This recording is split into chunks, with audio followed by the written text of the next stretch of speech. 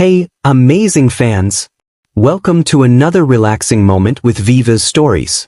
Before we dive into the drama, don't forget to subscribe, smash that like button, and share your thoughts in the comments. Your support means the world to us. Now, grab a seat, sit back, relax, and let's journey into the story together.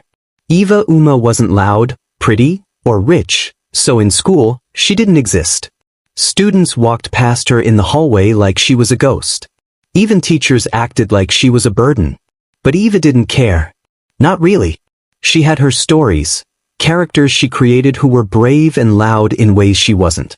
Then came Mr. Ikenaduru, new literature teacher. And unlike the rest, he actually looked at students when they spoke. That first week, he found a forgotten sheet of paper in the staff room, a handwritten story titled The Girl Who Lived in a Jar. He read it aloud in class. When he asked who wrote it, Eva thought of pretending not to hear. But he already knew. You wrote this, didn't you? Eva nodded, heart thudding.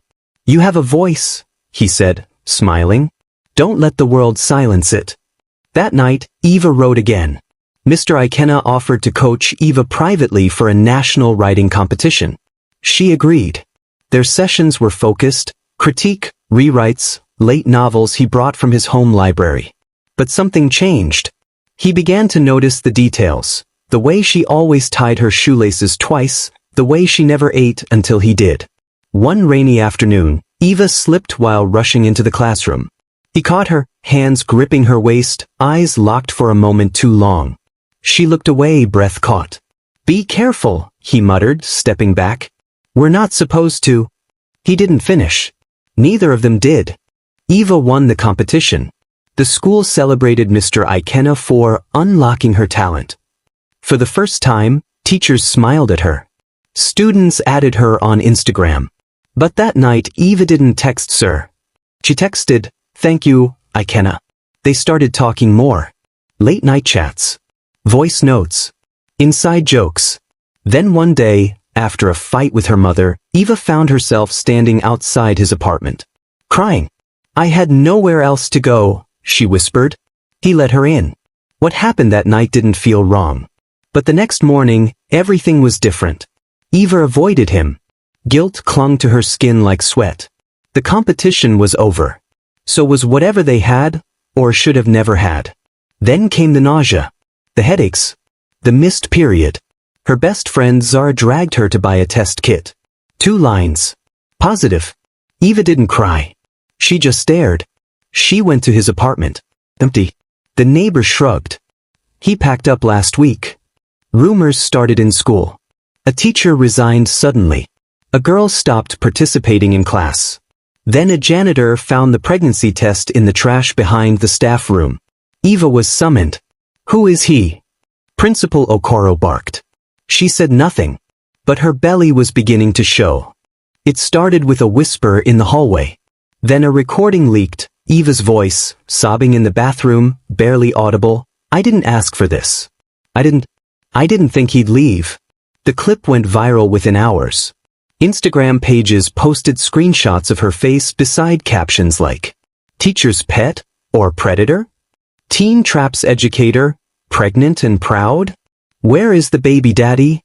Eva's phone wouldn't stop buzzing. Messages poured in. Some kind. Most cruel.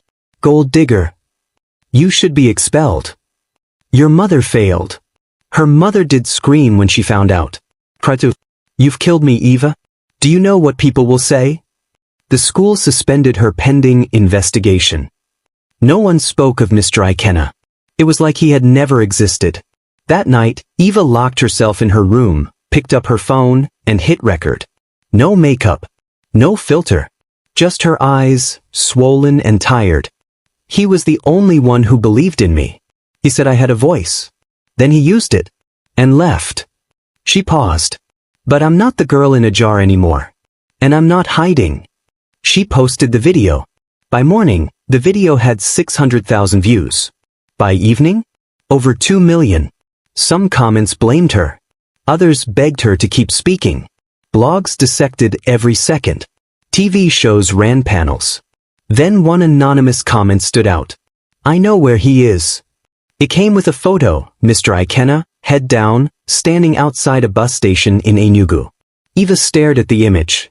Her heart didn't skip a beat. It shattered quietly. She packed a small bag. No one knew she was leaving.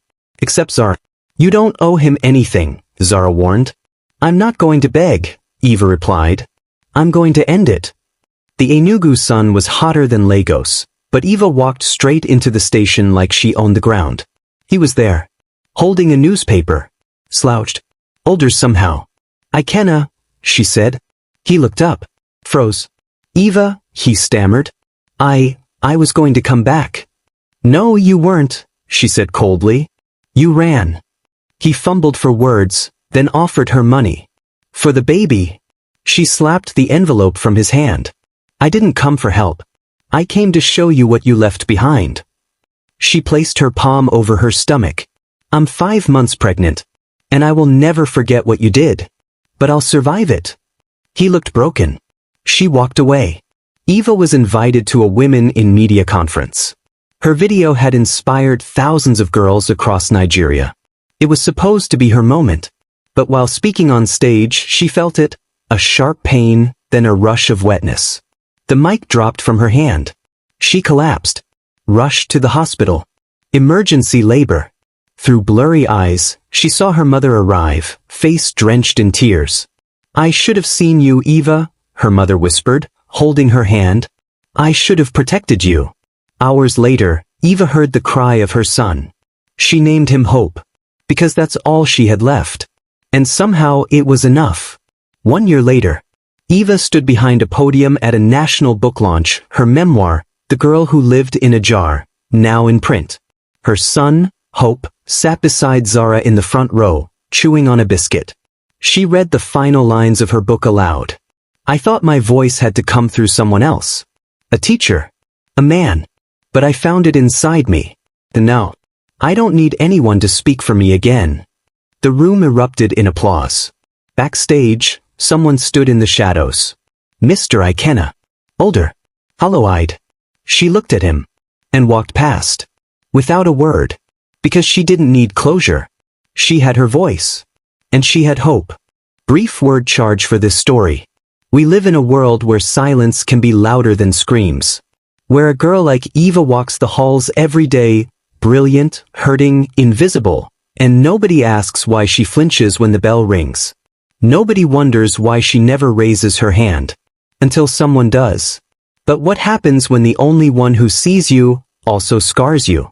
What happens when trust becomes a trap, and mentorship crosses the line into manipulation? We need to talk. About power. About boundaries. About the cost of silence. Because girls like Eva don't just exist in stories. They exist in schools. In homes. In churches. And they carry pain wrapped in shame because society always finds a way to blame the girl. But Eva didn't break. She wrote. She spoke. She survived. And in doing so, she reminded us of this truth. Broken hearts, sometimes the people who lift us up, are also the ones who leave us shattered. Folded hands, but healing begins the day we stop looking for rescue and start reclaiming our voice. Seedling, her name is not shame. Her name is not mistake. Her name is hope. So if you're watching this and you feel unheard, remember Eva. Not just her pain, but her power. Once more, thank you for streaming.